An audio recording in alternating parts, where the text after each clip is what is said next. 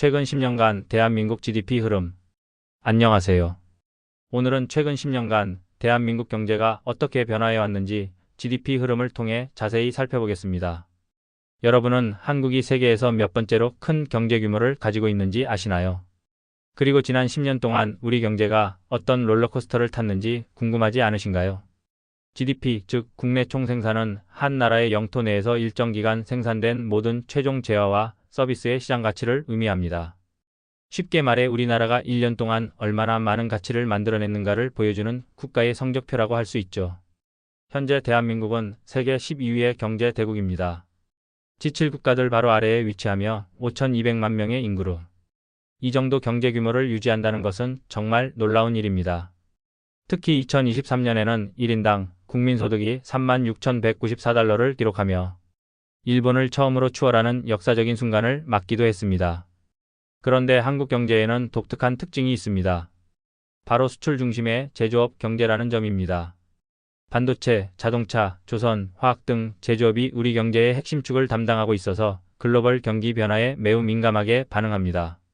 오늘은 이런 한국 경제가 2014년부터 2023년까지 10년 동안 어떤 변화를 겪었는지 시기별로 자세히 들여다보겠습니다.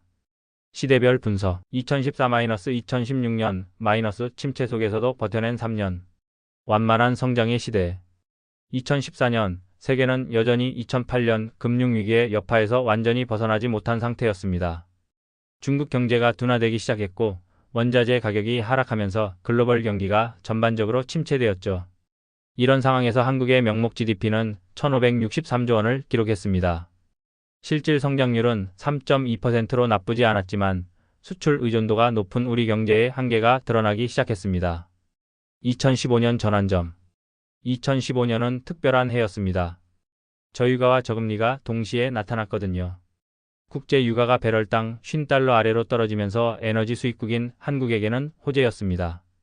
하지만 동시에 중국발 성장 둔화가 본격화되면서 우리 수출에는 악재가 되었죠. 이 시기 정부는 내수 진작에 집중했습니다. 한국은행은 기준금리를 연속으로 인하했고 정부는 각종 경기 부양책을 내놓았습니다. 그 결과 GDP는 1,658조 원으로 성장했지만 성장률은 2.8%로 약간 둔화되었습니다. 2016년 정치적 격변 2016년은 정치적으로도 경제적으로도 격변의 해였습니다. 박근혜 정부의 정치적 위기가 심화되는 가운데 경제는 여전히 글로벌 불확실성에 시달렸습니다. 하지만 이 시기 흥미로운 변화가 일어나고 있었습니다. 4차 산업혁명이라는 키워드가 등장하면서 한국의 IT 기업들이 새로운 성장 동력을 준비하고 있었거든요. 명목 GDP는 1,741조 원으로 꾸준히 성장했고 실질 성장률은 2.9%를 기록했습니다. 글로벌 경기 침체 속에서도 한국 경제는 내수 진작과 구조개혁을 통해 버텨냈습니다. 비록 화려한 성장은 아니었지만 다음 도약을 위한 발판을 마련한 시기였다고 볼 수 있습니다. 2017년부터 2019년 반도체 황금기와 그 끝, 기회와 위기가 공존한 3년. 2017년 한국 경제에 극적인 변화가 일어났습니다. 반도체 슈퍼사이클이 시작된 것입니다. 무슨 일이 일어났을까요? 스마트폰과 데이터 센터 수요가 폭증하면서 메모리 반도체 가격이 급등했습니다. 삼성전자와 SK하이닉스가 전 세계 메모리 시장의 70% 이상을 장악하고 있던 한국에게는 천재일우의 기회였죠. 그 결과는 놀라웠습니다. 2017년 한국의 명목 GDP는 1,835조 원으로 급증했고 실질 성장률도 3.2%를 기록했습니다. 반도체 수출만으로 전체 수출의 20%가 넘는 비중을 차지했습니다.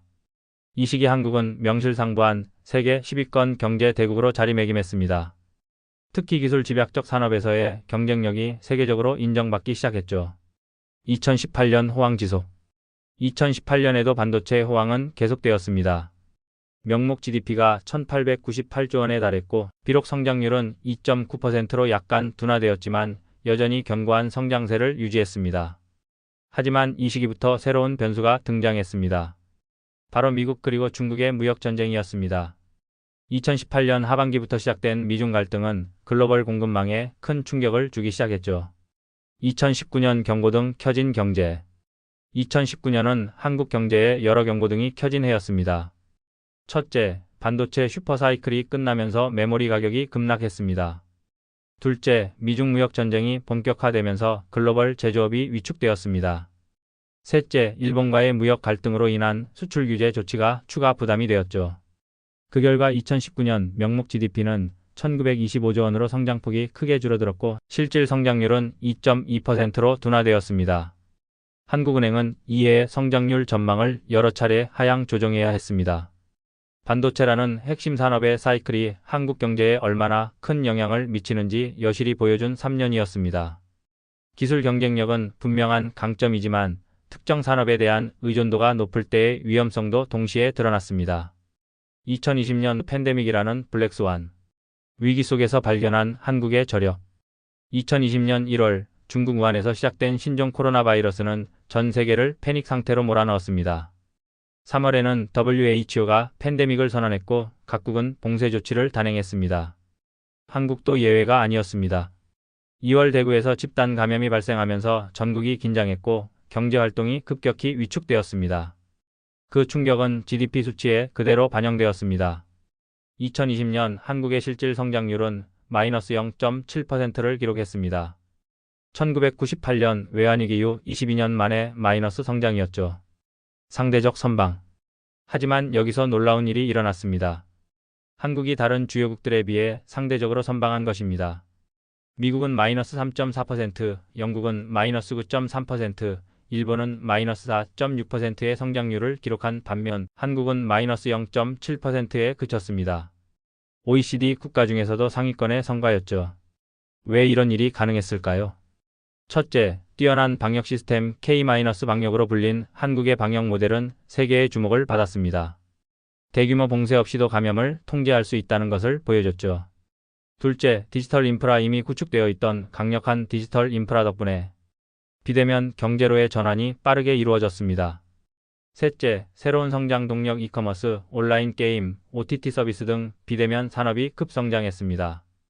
특히 넷플릭스의 오징어 게임, 방탄소년단의 빌보드 1위 등 K- 컨텐츠의 글로벌 성공이 경제에도 긍정적 영향을 미쳤습니다. 명목 GDP는 1941조 원으로 오히려 증가했는데 이는 물가 상승과 환율 변동의 영향이 컸습니다. 팬데믹이라는 초유의 위기 속에서도 한국 경제의 회복력과 적응력을 확인할 수 있었습니다. 디지털 전환 역량과 혁신적인 방역 시스템이 경제 방어에 큰 역할을 했습니다. 2021년부터 2022년 비자 회복과 인플레이션의 역습. 2021년 극적인 반등. 2021년은 한국 경제사에 기록될 만한 해였습니다. 백신 접종이 본격화되고 글로벌 경제가 회복되면서 비자 반등을 이뤄낸 것입니다. 실질 성장률 4.3%는 정말 놀라운 수치였습니다.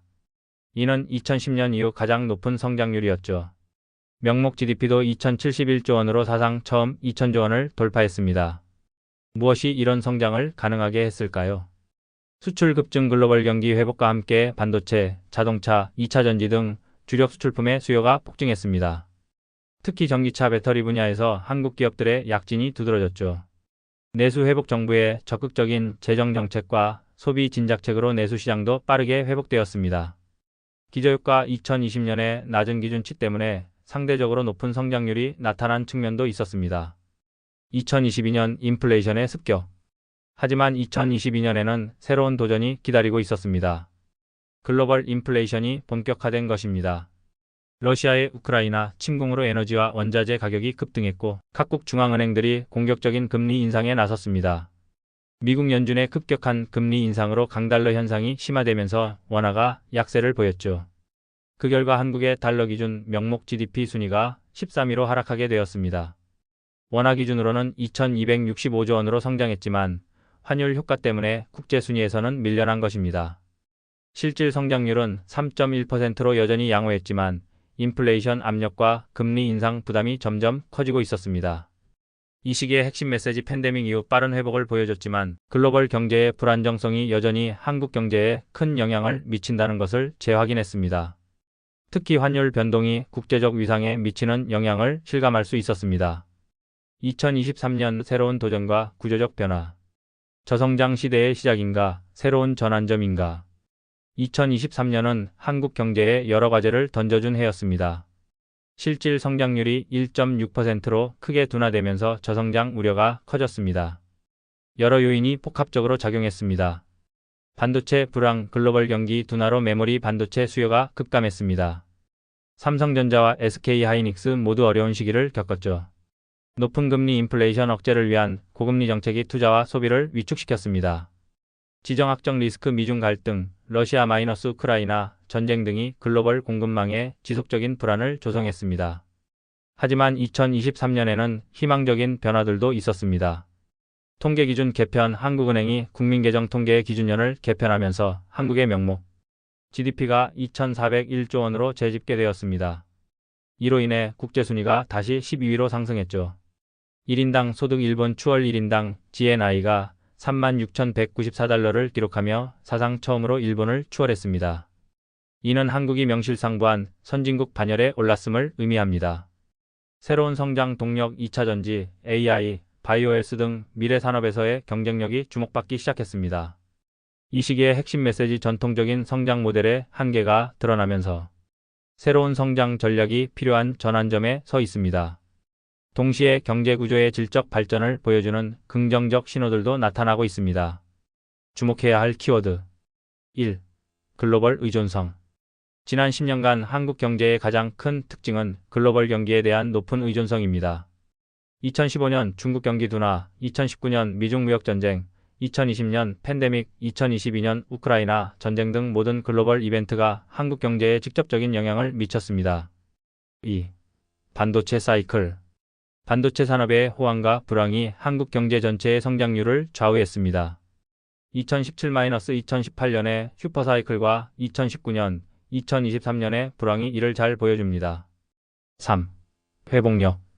외부 충격에 취약하지만 그만큼 빠른 회복력도 보여줬습니다. 특히 2020년 팬데믹 대응과 2021년 비자 회복은 한국 경제의 저력을 증명했습니다. 구조적 변화들. 산업 구조 전통적인 제조업 중심에서 IT, 바이오, 2차전지 등 첨단 기술 산업으로의 전환이 가속화되고 있습니다. 소비 패턴 팬데믹을 계기로 디지털 전환이 급속히 진행되었고 비대면 경제가 새로운 성장 동력으로 부상했습니다. 글로벌 위상, 경제 규모뿐만 아니라 기술 혁신, 문화 콘텐츠 등에서도 세계적 영향력을 발휘하게 되었습니다. 앞으로의 핵심 1. 저출산 고령화. 한국의 합계 출산율은 0.78명으로 세계 최저 수준입니다. 이는 장기적으로 경제 성장 잠재력을 크게 제약할 요인입니다. 생산 가능 인구 감소는 이미 시작되었고 이에 대한 대비가 시급합니다. 2. 내수 시장의 한계. 5,200만 명의 인구 규모로는 내수 시장만으로는 지속적인 성장에 한계가 있습니다. 해외 시장 개척과 동시에 내수의 질적 고도화가 필요합니다. 3. 기술 패권 경쟁. 미중 기술 패권 경쟁이 심화되면서 한국도 선택의 기로에 서 있습니다.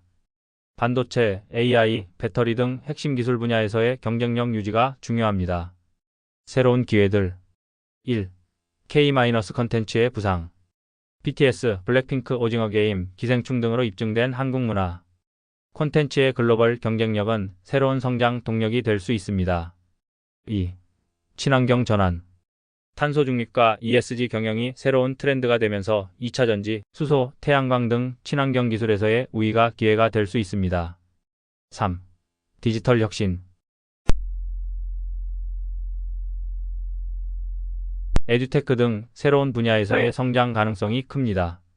결론. 지난 10년간 한국 경제는 정말 역동적인 변화를 겪었습니다. 평균 2.5% 내외의 성장률을 유지하며 세계 10위권 경제대국의 지위를 공고히 했고 2023년에는 1인당 소득에서 일본을 추월하는 역사적 성과를 이뤘습니다.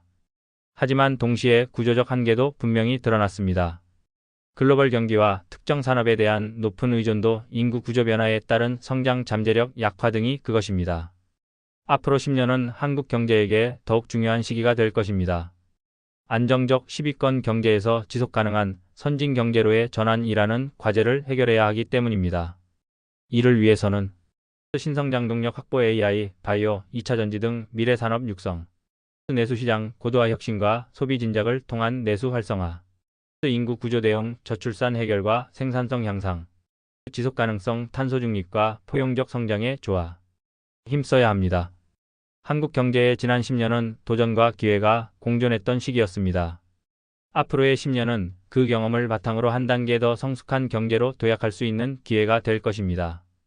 여러분이 보시기에 한국 경제의 다음 10년은 어떨지, 어떤 분야에서 새로운 성장 동력을 찾을 수 있을까요? 조금이나마 유익한 시간이 되셨다면 구독, 좋아요, 알림 설정 부탁드립니다. 감사합니다.